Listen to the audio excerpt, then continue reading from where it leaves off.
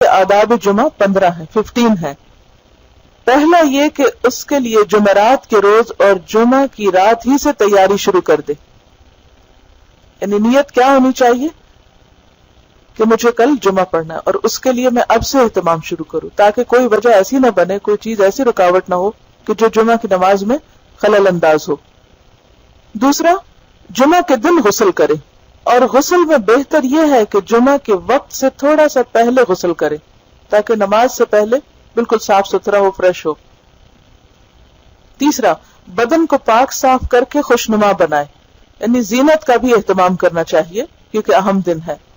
ناخن کاٹے، مسواک کرے، مسواک تو ہر نماز کے ساتھ ہونا چاہیے لیکن خصوصی طور پر اپنی صفائی ستھرائی کا اہتمام.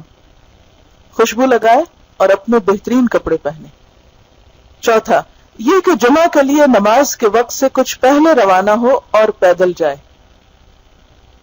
اور پھر یہ کہ تسلی کے ساتھ جائے، سکون کے ساتھ، دھکم پیل نہ کرے، کسی کو رش نہ کرے، کسی کو کاٹے نہیں اور کسی کو دھکا دے کے راستہ بنا کے نہ جائے، بلکہ لوگوں کا بھی خیال رکھے. اگر وہ جلدی پہنچنا چاہتا ہے کہ وہ پہلی صف تک جا پہنچے، اور اگر وہ ممکن نہ ہو تو پھر جس حال میں ہے وہیں پر صبر کے ساتھ آہستہ آہستہ قدم اٹھا کر جائے.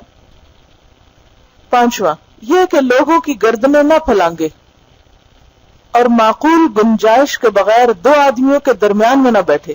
تو یا تو انسان پھر بہت پہلے گھر سے نکلے تاکہ لوگوں سے پہلے وہ اگلی صف میں بیٹھے، یا پھر یہ ہے کہ اگر تاخیر سے آئے تو جہاں جگہ ملے وہاں بیٹھ جائے. ایسے بھی آداب مجلس کے خلاف ہے کہ لوگوں کو ستا کے اور ساری مجلس کو ڈسٹرب کر کے ان کے بیچ میں جگہ بنانا، یعنی پھر جہاں پر خالی جگہ اور مناسب ہو وہاں بیٹھے.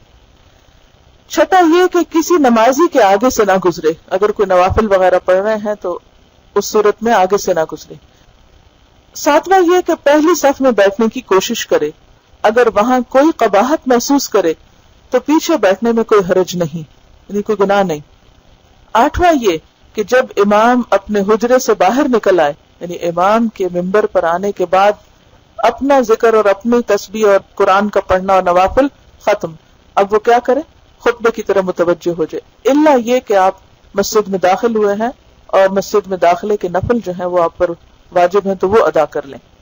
اذان کا جواب دے اور پھر توجہ سے خطبہ سنیں. اذان کا جواب دینا بہت ہی خوش قسمتی کی بات ہے، اور خصوصاً میں سمجھتی ہوں کہ یہاں آپ کو ایک طرح سے انتظار کرنا چاہیے اور اس کی طرف توجہ رکھنی چاہیے، کیونکہ اذان کا جواب دے کر یعنی خاموشی سے سن کر اس کے بعد جو دعا کی جاتی ہے وہ رد نہیں ہوتی. نواں یعنی نمبر 9 یہ کہ جمعہ کے فرضوں کے بعد سنت ادا کرے.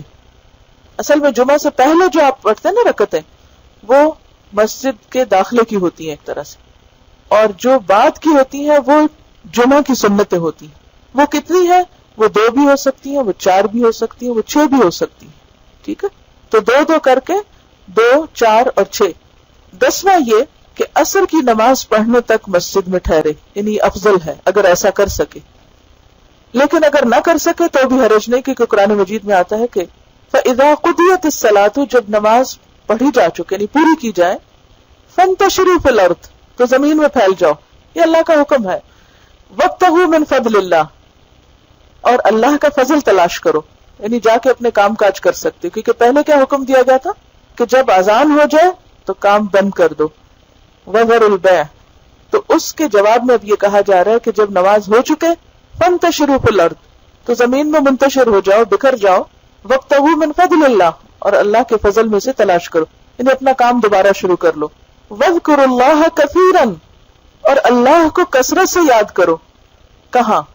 یا تو مسجد میں ہی ٹھہر کے، یا پھر مسجد سے باہر نکل کر اپنے کام کاج میں اللہ کو نہ بھولو. 11واں یہ کہ اس ساعت سعید کی جو جمعہ کے دن میں ہے، ساعت سعید سے کیا مراد ہے؟ خوش قسمت گھڑی. یعنی جمعہ کے دن صحیح احادیث سے پتہ چلتا ہے کہ ایک گھڑی ایسی آتی ہے کہ جس میں انسان جو اللہ سے مانگتا ہے وہ اس کو مل جاتا ہے، یعنی اس کی دعا قبول ہو جاتی.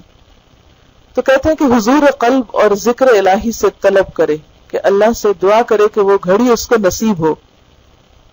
12واں یہ یعنی 12واں ادب کیا ہے کہ اس دن رسول اللہ صلی اللہ علیہ وسلم پر درود بہت زیادہ پڑھے، یعنی جمعے کے دن کی خاص عبادت ہے.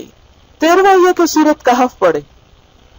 14واں یہ کہ جتنا ہو سکے جمعہ کے دن صدقہ کرے اور صدقہ مسجد سے باہر کرے. مسجد کے اندر کیوں نہیں کرنے کو کہا گیا؟ کیونکہ اس سے پھر مسجد کے آداب میں خلل آتا ہے، کیونکہ اس میں اگر پیسے کا لین دین اور باتیں شروع ہو جائیں اور وہاں پر اگر انسان لوگوں کو ڈھونڈنا شروع کر دے تو اس میں پھر عبادت گزاروں کی عبادت میں خلل آ سکتا ہے.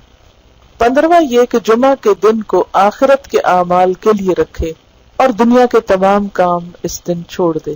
یعنی اس دن کو ہفتے میں ایک دن کم از کم خصوصی طور پر، ویسے تو مومن کا ہر لمحہ آخرت کی تیاری کے لیے ہونا چاہیے، لیکن اس دن میں خصوصی طور پر عبادت کی طرف توجہ کرے تاکہ انسان کی روحانیت مضبوط ہو. کیونکہ ہم اتنے مکینیکل ہو جاتے ہیں دنیا کے کام کر کر کے، تو اس سے بچنے کے لیے بہت ضروری ہے کہ ایک دن ایسا ہو کہ جس میں عام دنوں کی نسبت زیادہ عبادت ہو، خاص عبادت ہو، اور اس کو محسوس بھی کیا جائے تاکہ انسان کے اندر ایک انرجی آئے اور وہ بہتر طور پر اللہ کا ذکر اور عبادت کر سکے.